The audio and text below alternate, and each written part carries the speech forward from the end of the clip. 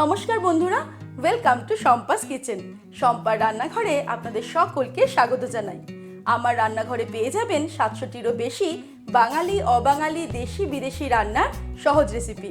শুধু ইউটিউবে গিয়ে সার্চ করুন শম্পাস কিচেন, আর অবশ্যই আমার চ্যানেলটিকে সাবস্ক্রাইব করে নিন, আর বেল নোটিফিকেশনটা ক্লিক করে অল অপশানটাকে সিলেক্ট করতে ভুলবেন না।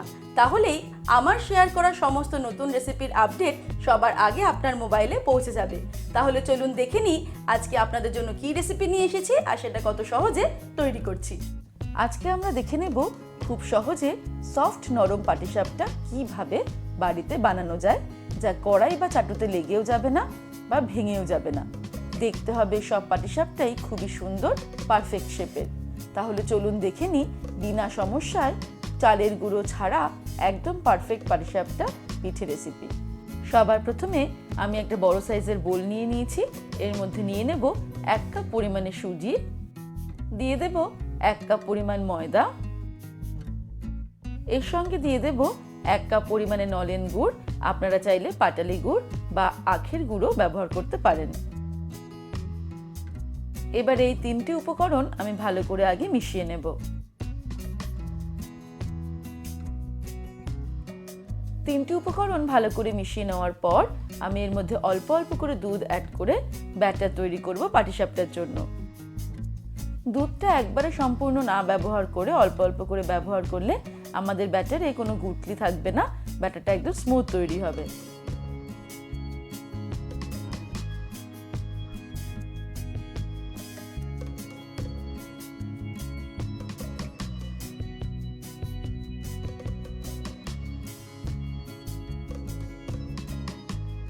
পাটিসাপটার জন্য ব্যাটার আমাদের প্রায় রেডি। আমি উইক্সটাকে সরিয়ে দিয়ে একটা হাতা নিয়ে নিচ্ছি, তাহলে আমাদের ব্যাটারের ঘনত্বটা বুঝতে সুবিধা হবে। ব্যাটারটা এখনো কিছুটা ঘন মনে হচ্ছে, তাই আমি আরো কিছুটা দুধ এর মধ্যে অ্যাড করে দেব। আমি 1 কাপ পরিমাণ দুধ ব্যবহার করে পাটিসাপটার ব্যাটারটা তৈরি করলাম, আর 1 কাপ পরিমাণ নলেন গুড় ব্যবহার করেছিলাম। তবে আপনারা কিন্তু মিষ্টিটা নিজেদের স্বাদ অনুসারে কম বা বেশি অ্যাড করতে পারেন। এবার এই ব্যাটারটা তৈরি করার পর আমি এটাকে রেখে দেবো ঢাকা দিয়ে আধ ঘন্টা, আর সেই সময় পাটিসাপটার পুর তৈরি করব। এবারে পাটিসাপটার পুর তৈরি করার জন্য আমি একটা প্যানের মধ্যে নিয়ে নেব 1 কাপ পরিমাণে নারকেল কোড়া। নারকেল কোড়ার মধ্যে দিয়ে দেব 1/2 কাপ অর্থাৎ 150 গ্রাম মতন পাটালি গুড়। এবারে আমি ফ্লেমটাকে অন করে মিডিয়াম ফ্লেমে এটাকে রান্না করতে শুরু করব। ফ্লেমটাকে মিডিয়ামে রেখে আমি নাড়তে নাড়তে রান্না করব, গুড় আর নারকেল কোড়াটাকে মিশিয়ে দেওয়ার চেষ্টা করব। এই সময় হাতে করে সামান্য পরিমাণে জল এর মধ্যে ছিটিয়ে দিলাম। তারপর নাড়তে নাড়তে আমাদের রান্না করতে হবে মিডিয়াম ফ্লেমে।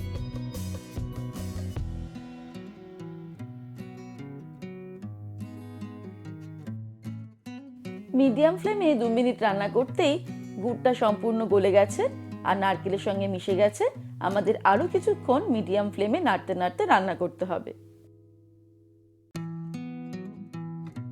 প্রায় 5-7 মিনিট আমি মিডিয়াম ফ্লেমে নাড়তে নাড়তে রান্না করলাম।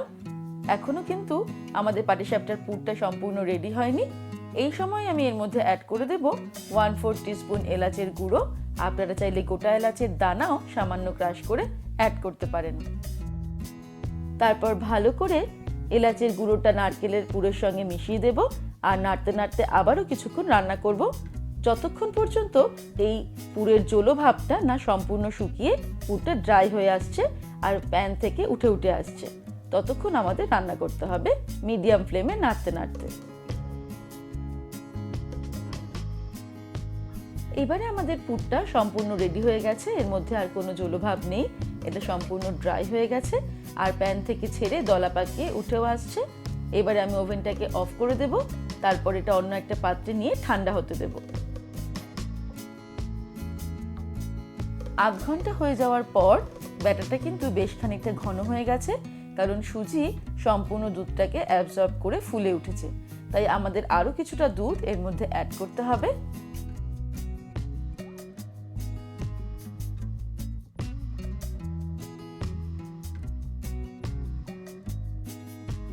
অল্প অল্প করে আরো 1 কাপ মতন দুধ আমি এর মধ্যে অ্যাড করে দিলাম। আমাদের পাটিসাপটার ব্যাটার রেডি। এবার চলে যাব ফাইনাল স্টেপে। এবারে ফাইনাল স্টেপে আমি একটা প্যান গরম করে তার মধ্যে ঘি ব্রাশ করে নেব।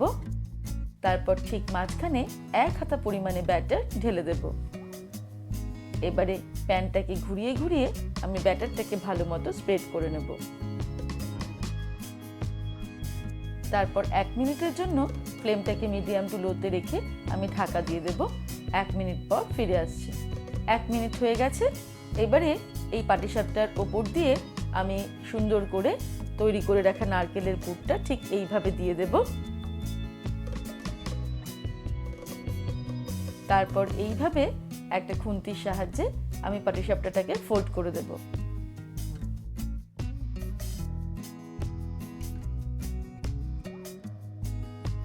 ব্যাস, আমাদের পাটিসাপটা তৈরি হয়ে গেল। এবার এটাকে আমরা গরম গরমও পরিবেশন করতে পারি, আবার ঠান্ডা করেও পরিবেশন করতে পারি। খুব সহজেই তৈরি হয়ে গেল সফট নরম পাটিসাপটা পিঠে রেসিপি। এবারে আপনারাও এইভাবেই বাড়িতে একবার ট্রাই করে দেখুন। আশা করি প্রতিটা পাটিসাপটা পারফেক্ট তৈরি হবে আর স্বাদেও হবে সেরা। তাহলে দর্শক বন্ধুরা, আজকের এই রেসিপি আপনাদের কেমন লাগলো আমাকে ভিডিওর নিচে কমেন্ট সেকশনে কমেন্ট করে জানাবেন। ভালো লাগলে লাইক করার অনুরোধ রইল, আর বন্ধুদের সঙ্গে কিন্তু অবশ্যই শেয়ার করুন। ভালো থাকবেন, সুস্থ থাকবেন। আমি আবার হাজির হব নতুন নতুন রেসিপির সঙ্গে। নমস্কার।